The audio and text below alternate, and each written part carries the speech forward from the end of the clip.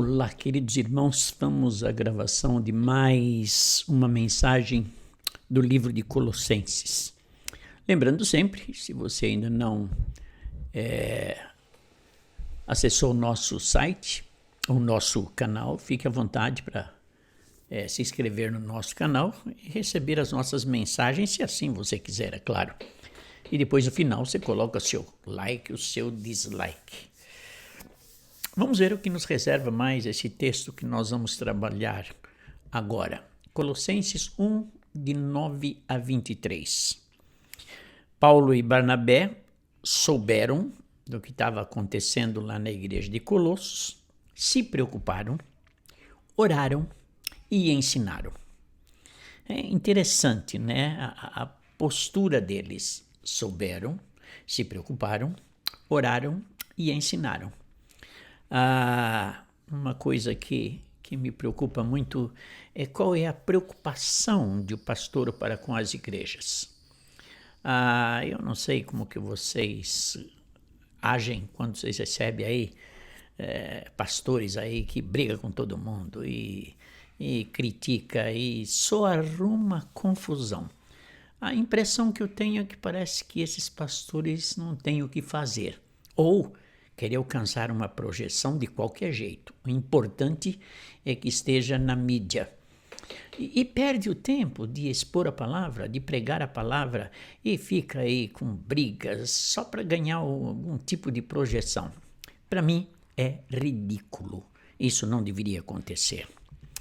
Então vamos em frente. A grande ideia do texto que nós vamos pregar agora é que o conhecimento de Deus leva-nos a sermos gratos e entendermos quem é Jesus e sua obra salvífica nos reconciliando com Deus.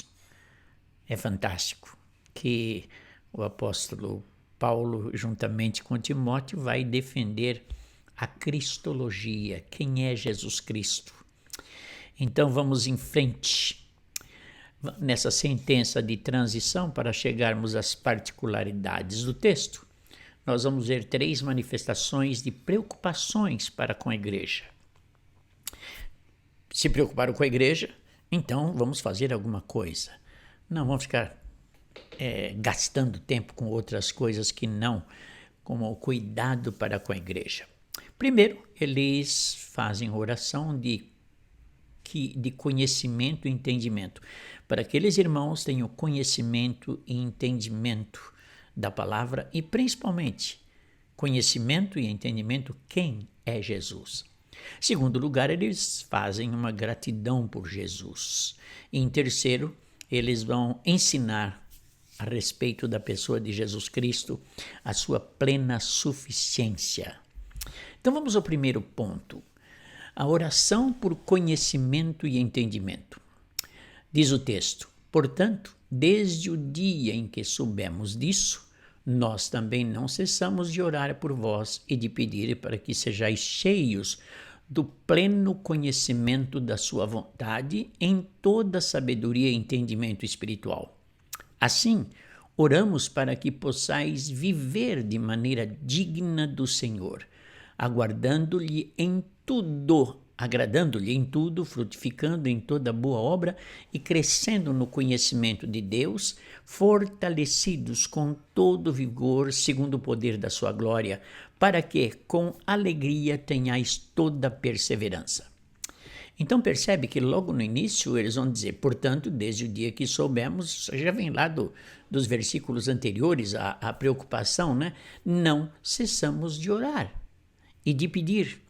É interessante, a oração tem muito poder. Nós, às vezes, menosprezamos a oração, mas eles oram sem cessar e fazem o seguinte pedido: Senhor, que aquela igreja, que aqueles membros da igreja tenha o pleno conhecimento da sua vontade, em toda a sabedoria e entendimento espiritual. Olhando para essa frase, me vem à mente que nós temos uma mente, temos um intelecto e Temos que colocar tudo em funcionamento para nos aprofundarmos no conhecimento da vontade de Deus, com muita sabedoria e entendimento espiritual. Conhecer a vontade de Deus é impressionante como altera o comportamento da nossa vida.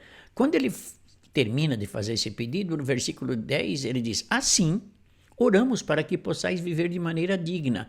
Ora, para viver de maneira digna do Senhor, nada melhor que ter um conhecimento da sua vontade com toda a sabedoria e entendimento espiritual, agradando-lhe em tudo, frutificando em toda boa obra e crescendo no conhecimento de Deus.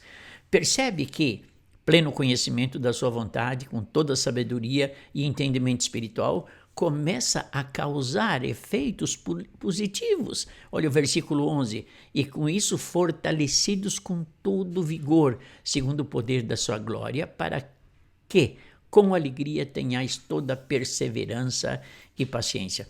Olha que riqueza aqui, meus irmãos. Com toda a sabedoria, vocês vão ter alegria, perseverança e paciência.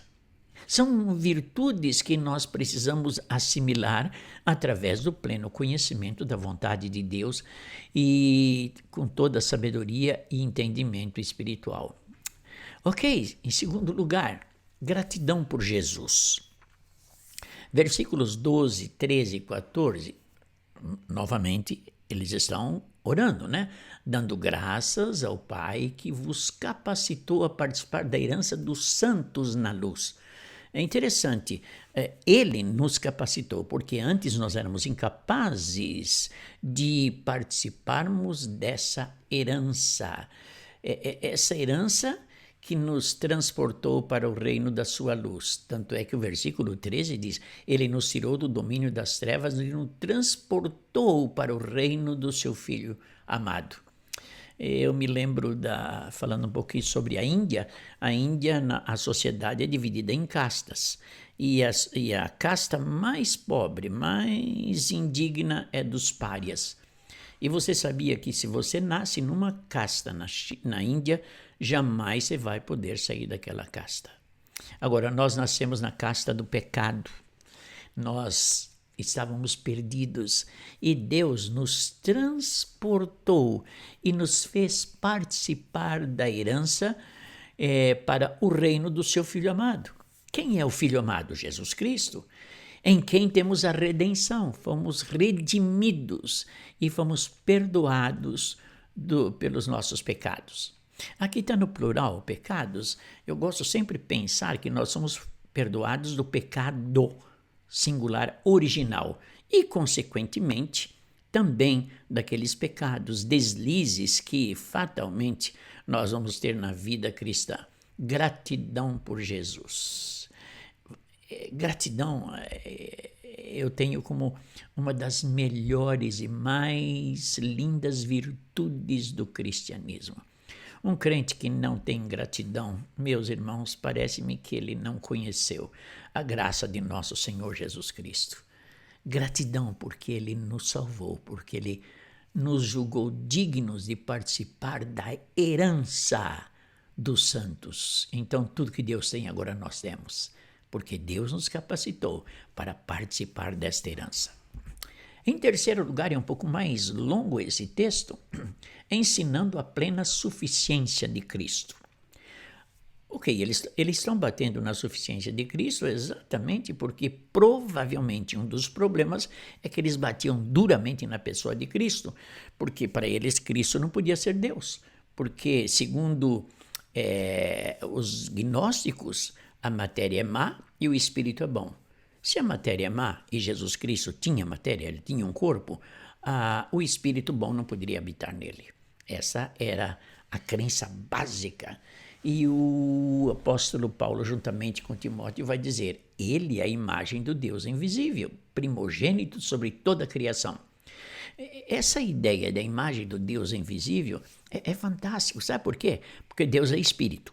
Moisés, que foi assim alguém muito próximo de Deus, ele não viu Deus.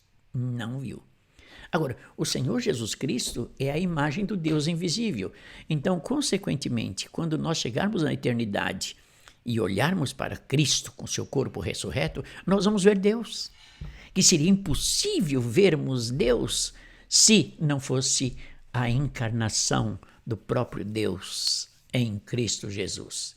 E aí ele continua, versículo 16, porque nele foram criadas todas as coisas, nos céus e na terra, as visíveis e invisíveis, sejam tronos, sejam dominações, sejam principados, sejam poderes, tudo foi criado por ele.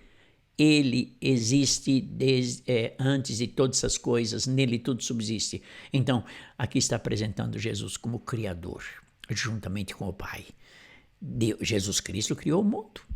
Jesus Cristo criou os animais, criou a natureza e criou todas as coisas. Ele nos criou porque Ele é Deus. Este é um texto muito bom para combater os testemunhas de Jeová, né, que não aceitam que Jesus Cristo é Deus.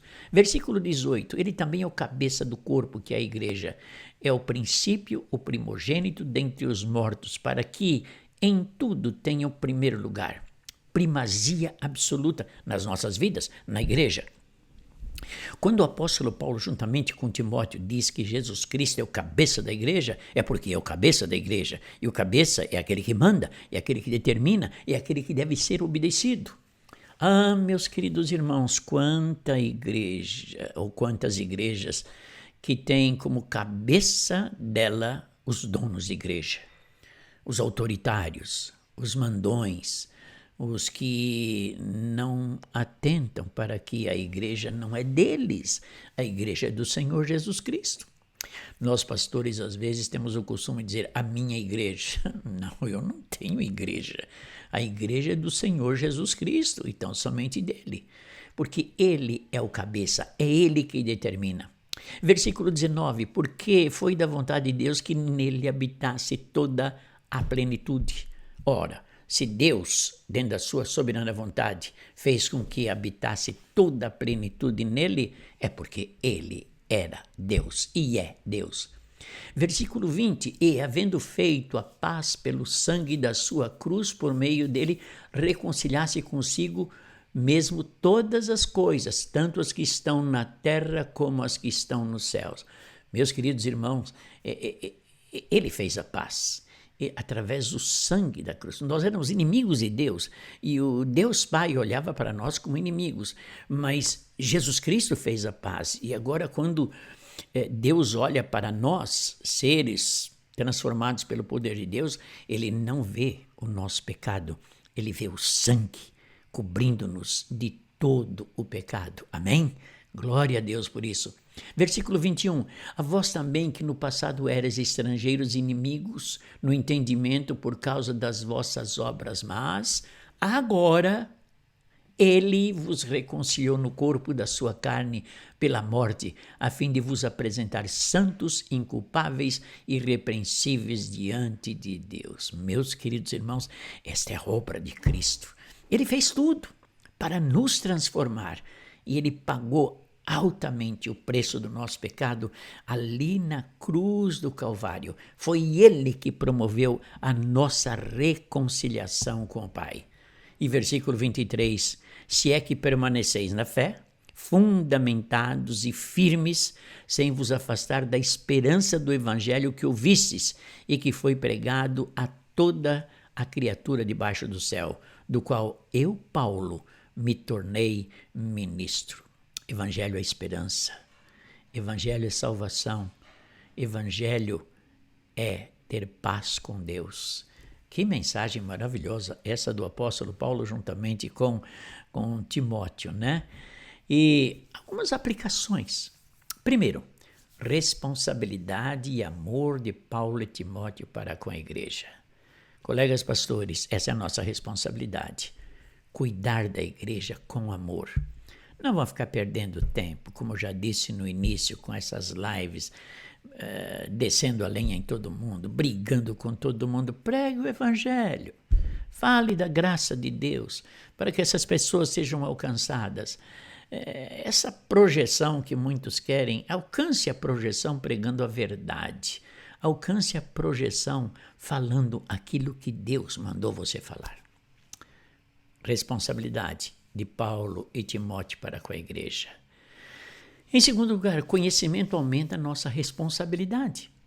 À medida em que nós conhecemos a Deus e conhecemos a sua vontade, isso vai fazendo com que o nosso intelecto, a nossa mente, passe a ter assim conhecimento mais profundo das realidades espirituais, e isso aumenta o nosso conhecimento.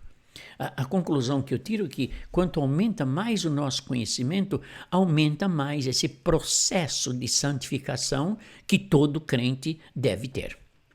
Em último lugar, foi Deus que fez tudo em Cristo Jesus.